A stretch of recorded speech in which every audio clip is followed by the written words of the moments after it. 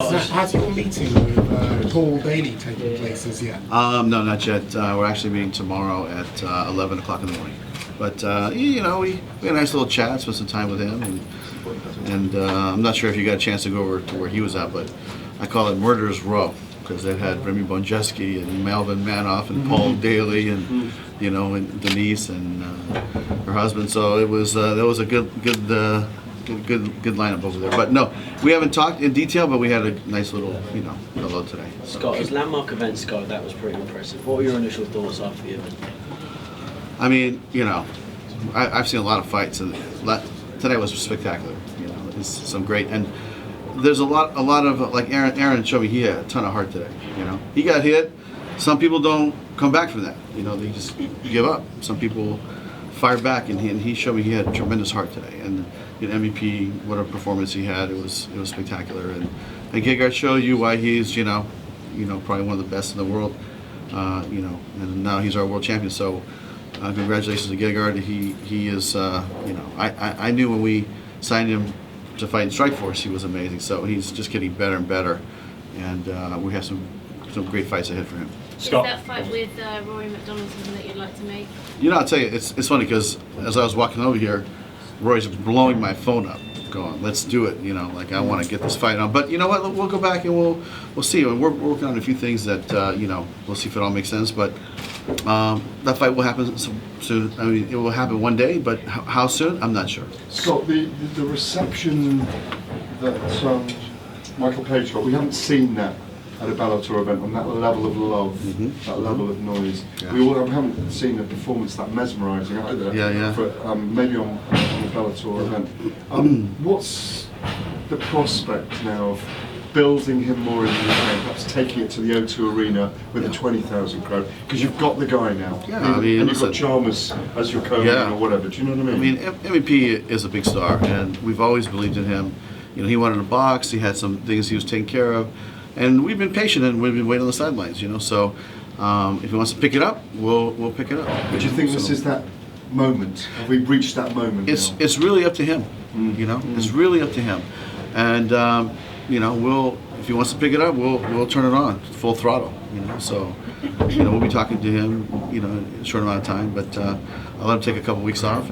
But is there a sense you don't need the daily fight now? That's what I mean. We can kind of you don't need it almost. Yeah, I mean, listen. We want to do that fight. Paul, wanted it, then he didn't want it. Then MVP's not into it, and then he's into it. I mean, so we'll see. I mean, things change, and a fight or two from now doesn't mean it'll be exactly what it is today. But things happen in this sport, and we'll see what happens. Scott, where would you rank that London crowd in terms of great crowds in Bellator history, and how important is that to enhancing the overall quality and atmosphere of an event? I'll tell you, it's a passionate crowd here. They love martial arts, man. And what I love about it is when they're going for the submission, they know it's like this little low roar that kind of builds up, and the submission starts getting in. They can see it, or they appreciate a great knockout. That's for sure. But it's a passionate fight crowd, and I've been in some buildings that were just deafening, and this was an amazing night. I mean, it was a great energy in there, great feeling, and there's a lot riding on the line for some of these people fighting tonight. So I thought they brought their A game, and I think the fans appreciate it here. Scott, you said that after the event you were going to drop some big news. So what's the gossip? Yeah, so here it is. Here it is. We've been talking about coming to the UK more often. And we had some great meetings with Channel 5 this whole week while we're in town. And next year we'll be producing a 6 to 8 series here in the UK and some Western Europe. But these will be separate from the 22 events that we do in the United States and worldwide.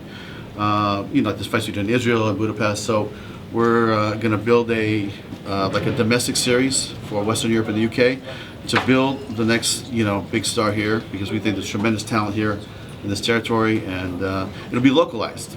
It'll be a Bellator localized series just for this continent. So what's that going to look put like? the end to any relationship with Banner potentially? No, not at all. I mean, David Green was here, and we have a good relationship, and we plan to work with David for a long time. So what's that going to look like? Is that going to be like a reality show, TV, like a tournament? What's it going to be? You know what? You have to wait, and that's going to be something that we'll get to you later. But it's going to be great because, guys, like I said, we do 22 events a year right now. So add another, 8 fights on top of that, just for this territory, and it'll be live here on local time frame, and you won't have to wait. The other 22, we'll talk about that later, but at least we have something really excited planned, and we're going to come back and make have a nice press conference and announce all the details. But Bellator's committed to London, to the UK, and you'll probably see some other territories like Amsterdam makes a lot of sense because we have such a big Viacom presence there. But the great thing is, look, Viacom is committed, and when you have a big media mogul like that committed, it only means there's going to be great things ahead. Can I just ask why the decision would be to create a localized product instead of using, the big production of the Bellator name, the Bellator brand, to do, your big shows there? Yeah, I mean, it's really to look for the next fighter. And these guys need more fights. So we're going to provide more fights, and they'll be almost like a Western Europe circuit in that sense. It's something that we can provide the local fan base a live experience with local talent, and not come here once a year or twice a year like we've been coming. That doesn't mean we're not going to do our big tentpole fights like what you saw tonight here. We're going to do that as well. But in addition, we're going to continue to have the localized product. So we're really excited about it. It's something we put a lot of thought to. And Channel 5 said, hey, let's go, let's do it. Viacom signed off on it a week ago in New York City. So we're going to rock and roll here. It's been quite a while coming, I guess, having some of the fights on live here in the UK. When you go look back at those ratings, and we all hope they've done really well, you're going to potentially use that for hopefully future discussions to get more of these tentpole events on live for the UK fans. Yeah, I mean, again, it's like when we broadcast in the United States, it's the time frame is the issue, right? It's 4 a.m, and we have 140 countries around the world airing Bellator. So we're trying to go back to each one and get them to air live, and then also do the replay. But that is a task, and you're now negotiating with 140 countries around the world. So we're still working on that piece, but when we have the fights here locally, you're not going to have to worry about that. Scott, it seems like the Bellator roster has such a completely incredible new wealth of talent on it. Mm-hmm. How does the prospect of another pay-per-view excite you at the moment? What was the last part of the sentence? How does the prospect of another pay-per-view excite you at the moment? What with Mousasi as the new champion and MVP putting on such a show? Listen, we could easily go back in the pay-per-view business, and we have the talent to do it. But to me, there's nothing like free TV, and when you can be on Paramount Network in the United States, you can be on Channel 5 here. We have the MTV rebroadcast. I'm not sure if Danny and Ryan got you the information, but they changed some of the time frames and the dates and then the highlight. But we're going to have 3 different broadcasts here just for this one show over the next 5 days. So that's a great thing, because when you have free TV, you're going to be in so many more eyeballs than if you're like on a pay-per-view platform. Scott, 50 Cent was in attendance today. Yep. Charlie Ward said he'd like to fight him. Oh, really? Yeah. Any chance? You know what? Listen, I haven't talked to 50 Cent about anything like that. He's always welcome. And if 50 wants to come to your show, you always say yes, right?